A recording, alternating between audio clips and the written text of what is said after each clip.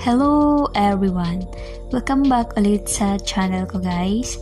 In this video, ituturo ko sa inyo yung tutorial kung paano gagawin tong Nito ring natin. Ito siya guys ay gamit to pang dekorasyon or pwede rin gagawin yung cortina or depende lang sa inyo kung ano yung panggagamitan nyo or sa pangdidesign nyo nito. So, ito pala ay gawa sa Nito. Ito ay makikita sa mga gilid ng mga daanan or sa mga likuran ng bahay nyo kung meron kayo dyan. Tapos, mabibili nyo po ito sa mga basket shop or sa mga nagagawa ng mga basket. Mura lang to siya guys at napakadali lang siyang gawin. So, ituturo ko sa inyo kung paano to siya gagawin at paano po siya i-connect.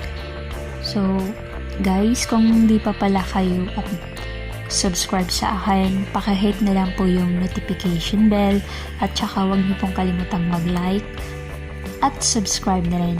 Mag-comment na lang po kayo kung may gusto po kayong video na ipagawa sa akin, i-comment niyo na lang po.